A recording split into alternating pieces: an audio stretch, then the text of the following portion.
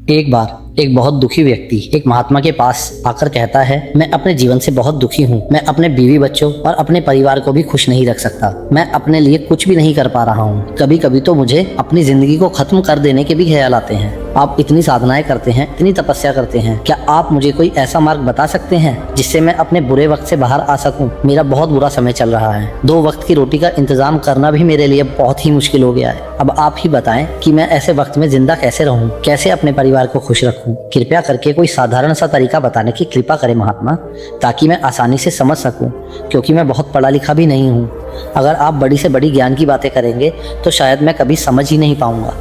यह सुनकर महात्मा मुस्कुराते हुए कहते हैं कि तुम एक काम कर सकते हो।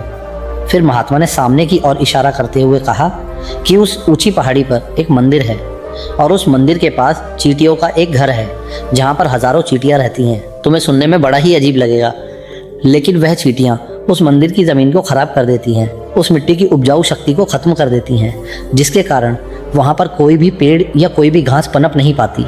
तुम मेरा एक काम करो, उसके बाद मैं तुम्हारे सवालों के जवाब दूंगा। तुम 7 दिन तक रोज़ उस पहाड़ी पर जाओ और उस चींटियों के घर को तहस नहस कर दो, उसको तोड़ दो। जब तक तुम्हें कोई भी चींटियों का घर दिखे मंदिर के आसपास, तो उसे वहीं पर तहस नहस कर देना। लेकिन याद रहे, घर तोड़ने में कोई भी चींटी मरनी नहीं चाहिए। इस बात को समझने का प्रयास करते हुए वह युवक वहां से चला जाता है। शायद उसको कुछ समझ में नहीं आया था कि महात्मा जी ऐसा क्यों करवा रहे हैं। तो वह उन चींटियों पर अन्याय कर रहे हैं, उनका घर तोड़वा रहे हैं, उन्हें नुकसान पहुंचा रहे हैं। आखिर कौन महात्मा ऐसा करेगा? लेकिन फिर भी उस महात्मा की बात मानते हुए वह अगले दिन से ही पहाड़ी पर जाना शुरू कर देता है। जब वह पहले दिन पहाड़ी पर पहुंचता है तो देखता है कि बहुत सारी चींटियां अपना खाना जुटाने में लगी हुई हैं। सारी चींटियां कतार से चल रही थी और अनाज के छोटे बड़े कण उठाकर अपने घर में जमा करती जा रही थी। यह देखकर पहले तो उस युवक का मन कमजोर पड़ गया। उसने सोचा कि यह इतनी मेहनत करके अपना घर भर रही हैं और मैं इनके घर को तबाह कर दूं तो कितना बुरा लगेगा इनको। लेकिन फिर उसने महात्मा की बात को याद करते हुए उन चींटियों का घर तोड़ना शुरू कर दिया। जल्द ही चींटियों में हाहाकार मच गया। वह इधर उधर दौड़ने लगी। अभी तक जो कतार में चल रही थी, अब वह बिखर गई और इधर उधर अपनी जान बचाने के लिए भागने लगी। थोड़ी देर में घर टूट गया और सारी चींटियां इधर उधर छुपने लग गई। यह करने के बाद वह युवक दुखी मन से वापस अपने घर लौट आया।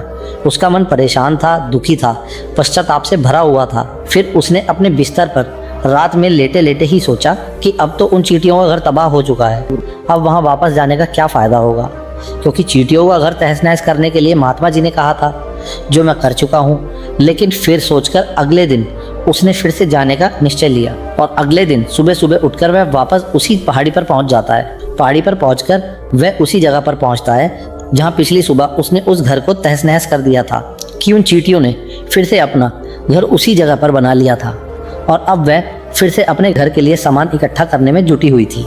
उस आदमी को देखकर लगा कि यह चींटियां कितनी मूर्ख हैं। इनको पता है कि कल ही इनका घर इसी जगह पर तबाह किया गया था और उसी जगह पर इन्होंने अपना नया घर बना भी लिया है। और यह सोचकर वह आदमी हंसने लगा। अगले दिन लेकिन फिर से महात्मा की याद करते हुए उसने उन चींटियों का घर फिर से तबाह करना शुरू कर दिया। फिर से उन चींटियों में हलचल मच गई और थोड़ी देर में वह चींटियां इधर उधर अपनी जान बचाने के लिए भागने लगी। कुछ ही देर में उनका घर फिर से नष्ट हो गया और वह युवक थोड़ा संतोष के भाव से कि इस बार तो मैंने अच्छी तरह से उस घर को तबाह कर दिया है, अब तो वह चींटियां यहाँ पर अपना घर बना ही नहीं पाएंगी। इसीलिए जाने से पहले उसने उस घर में थोड़ा ठंडा पानी भी डाल दिया ताकि चींटियां वहाँ पर अपना घर ना बना सकें। और इस तरह अपना कर्म पूरा करके वह युवक अपने घर लौट आया। आज रात को सोते वक्त वह युवक फिर से सोच रहा था कि क्या महात्मा ने मुझसे सही काम करवाया है? क्या किसी का घर तबाह करना किसी सिद्ध पुरुष को शोभा देता है? क्या हो अगर वह महात्मा सिद्ध पुरुष हो ही ना? क्या हो अगर वह मुझे बेवकूफ़ बना रहे हों? लेकिन फिर उसने निश्चय किया कि मैं अपने काम को पहले पूरा कर लेता हूँ, उसके बाद ही पता चलेगा कि महात्मा मुझे ऐसा क्यों करवा रहे थे। यही सोचकर वह रात में सो जाता है। अगले दिन सुबह फिर उठता है और फिर उस पहाड़ी की तरफ निकल जाता है। पहाड़ी पर पहुंचकर वह उसी जगह पर पहुंचता है जहां पर उसने उनके घर को तबाह कर दिया था और वह यह देखकर बहुत खुश हो जाता है कि वहां पर कोई भी घर नहीं था।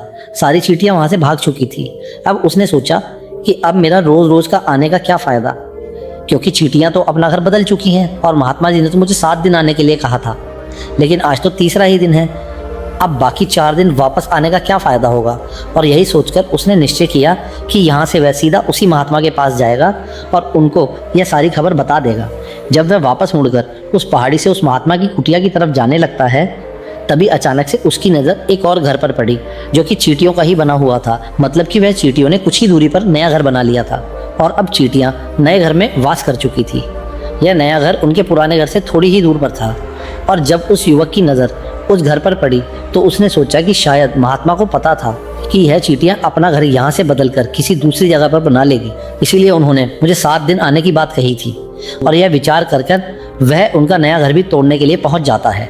जब वह वहां पहुंचा तो चींटियां उसी तरह अपने कार्य में लगी हुई थी।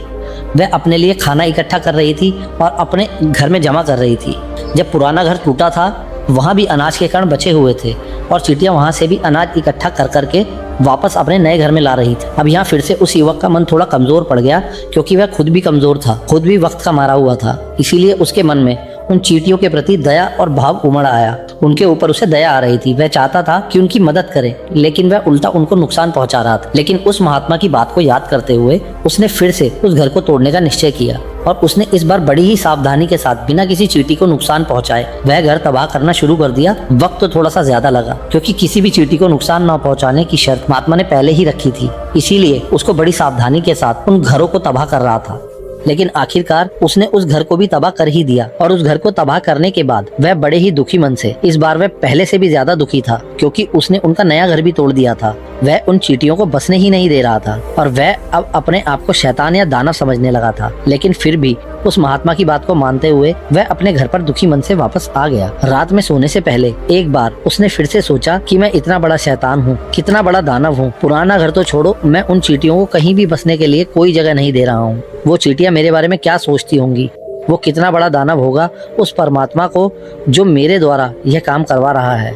लेकिन फिर भी उसने अगले दिन जाने का निश्चय लिया और अगले दिन सुबह सुबह वह फिर से वहां पर पहुंच गया। वह ये देखकर फिर से आश्चर्यचकित रह जाता है कि इस बार चींटियों ने एक और नई जगह पर अपना घर बना लिया था। वह तो पहले से भी ज्यादा ऊर्जा के साथ काम कर रही थी और उन्होंने एक रात में पहले से भी बड़ा घर बना लिया था और अब वो फिर से अपना अनाज और खाना इकट्ठा करने में जुटी हुई थी। यह देखकर उस आदमी को लगा कि यह चींटियां किस मिट्टी की बनी हुई हैं। मैं उनको बार बार यहाँ से भगाने की कोशिश कर रहा हूँ और यह वहीं पर अपना घर बना लेती हैं। क्या इनको पता नहीं है कि मैं यहाँ पर भी कभी इन्हें बसने नहीं दूंगा। यह चींटी दिखने में इतनी छोटी है लेकिन फिर भी यह मुझसे हार नहीं मान रही है। बड़े ताज्जुब की बात है। और इस बार उसने गुस्से में आकर घर को तहस नहस करना शुरू कर दिया। लेकिन इस बार तहस नहस करते हुए कुछ चींटियां वहीं पर मर गई, उसके पैरों तले कुचल दी गई। कुचलने के बाद जब वह अपने अहंकार से बाहर आया तो उसने देखा कि गुस्से में उसने कितनी चींटियों को क्षति पहुंचा दी है। उसका मन पश्चाताप से भर गया और वह रोता हुआ अपने घर की तरफ बढ़ गया। रात में सोते वक्त उसने सोचा कि मैं उन चींटियों पर बहुत ज्यादा अत्याचार कर रहा हूँ, अब इससे ज्यादा अत्याचार मैं नहीं कर पाऊंगा। और यही सोचकर वह अगले दिन उन चींटियों के लिए अपने घर से थोड़ा आटा लेकर उसी पहाड़ी पर पहुंच जाता है। आज उसके मन में उन चींटियों के प्रति श्रद्धा का भाव व दया थी। आज वह उनकी मदद करना चाहता था और जब वह वहां पर पहुंचा तो चींटियां फिर से अपने नए घर को बनाने के लिए जुटी हुई थी। उसने बड़े ही करुणा के साथ उन चींटियों को अपना लाया हुआ आटा खिलाया। अगले 7 दिनों तक वह ऐसा ही करता रहा। वह रोज सुबह जाता, उन चींटियों को अपने हाथों से आटा खिलाता। 7 दिन के बाद वह युवक उस महात्मा के पास पहुंचकर हाथ जोड़कर बोलता है कि हे महात्मा, मुझे माफ कर देना। मैंने उन चींटियों का घर तबाह करने के लिए बहुत कोशिश की। मैंने उनका घर तबाह किया, एक बार नहीं 4 बार किया। उनका घर तोड़ा, उसके बाद मैं हिम्मत नहीं कर पाया, उनके घर को नहीं तोड़ पाया। मैं समझ सकता हूँ कि मैंने आपका काम पूरा नहीं किया और इसके बदले आप मुझे तरीका भी नहीं बताएंगे जो कि मुझे मेरे बुरे समय से बाहर निकाल सकता है। लेकिन मुझे इसकी कोई परवाह नहीं है। मुझे लगता है कि मैंने जो किया वह सही किया, इसलिए मैं आपसे आज्ञा लेकर वापस जा रहा हूँ। कृपया मुझे वापस जाने की आज्ञा दें। ये सुनकर महात्मा मुस्कुराते हुए कहते हैं कि अरे बेटा, कहाँ चल दिए, रुको तो सही, जलपान तो कर लो, थोड़ी देर ठहर जाओ, उसके बाद चले जाना। और यह कहकर वह महात्मा उस युवक के लिए पानी लेकर आते हैं। पानी पिलाने के बाद महात्मा उस युवक से पूछते हैं कि तुम मुझे यह बताओ कि आखिर तुम उन चींटियों का घर तबाह क्यों नहीं कर पाए। वो चींटियां तो छोटी हैं और तुम इतने विशालकाय हो, फिर भी तुम उन छोटी छोटी चींटियों का घर तबाह नहीं कर पाए। कहाँ है तुम्हारी शक्ति, कहाँ है तुम्हारा बाहुबल। इसका जवाब देते हुए उस युवक ने कहा कि हे महात्मा, मैंने उन चींटियों का घर तबाह कर दिया था, बार बार किया था। एक बार तो अपने गुस्से में उन चींटियों को भी हानि पहुंचा दी थी, लेकिन जिस दिन मैंने उनको हानि पहुंचाई उसी दिन मुझे लगा कि मैं उनको हानि क्यों पहुंचा रहा हूं, क्यों इनको इतनी तकलीफ दे रहा हूं। और उसी दिन से मैंने उनको क्षति पहुंचाने की जगह, नुकसान पहुंचाने की जगह उनकी सहायता करनी शुरू कर दी। यह सुनकर उस महात्मा ने कहा कि यही तो सीखने की बात है कि एक छोटी सी चींटी हमें जीवन का संदेश दे जाती है। मैंने तुम्हें उन चींटियों का घर तबाह करने के लिए नहीं भेजा था, मैंने तुम्हें भेजा था ताकि तुम उन चींटियों से कुछ सीख सको। तुम्हें क्या सीख मिली उन चींटियों से, क्या मुझे बता सकते हो? यह सुनकर उस युवक ने पूरी कहानी बयां कर दी। पूरी कहानी सुनने के बाद महात्मा ने मुस्कुराते हुए कहा कि बेटा, पहली सीख जो इन चींटियों से ले सकते हैं वह यह थी कि तुमने कितनी बार उनके घर को तोड़ने की कोशिश की, कितनी बार ही प्रयास किया, कितनी बार उनके घर तबाह हो गए, लेकिन वह हर बार अपना नया घर बना लेती थी। उन्होंने कभी हार नहीं मानी। अगर वह हार मान लेती तो वह चींटियां तुम्हें वहां पर नहीं मिलती। जीवन कार्य का नाम है, लेकिन हम मनुष्य एक दो बार हार मानने पर ही टूट जाते हैं, हताश हो जाते हैं और फिर जीवन में प्रयास ही नहीं करते। और कुछ लोग तो अपनी जिंदगी को खत्म करने पर उतारू हो जाते हैं।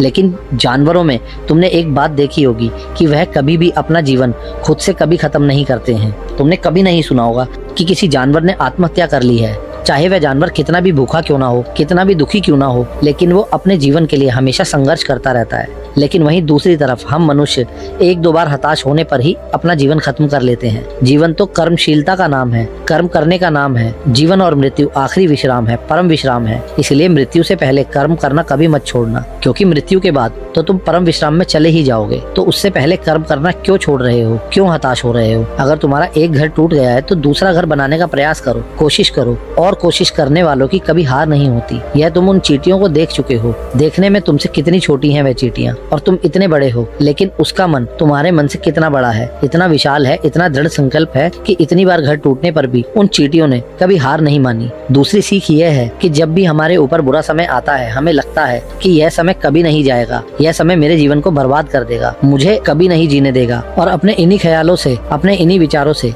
जिसका असलियत में कोई भी अस्तित्व नहीं है, और वही विचार हमारे मन को दुखी कर देते हैं और इसीलिए हम प्रयास करना भी छोड़ देते हैं। लेकिन तुम खुद सोचो कि बार बार प्रकृति हमें क्षति पहुंचाएगी, नुकसान पहुंचाएगी, लेकिन कब तक पहुंचाएगी? अगर हम बार बार फिर से उठ के फिर से नया प्रयास करते रहेंगे तो प्रकृति भी हमारे सामने घुटने टेक देगी और वह भी एक दिन हमारे ऊपर दयावान हो जाएगी, कृपालु हो जाएगी और वह हमें सब कुछ देने लगेगी जिसकी हमने कभी कामना भी नहीं की थी।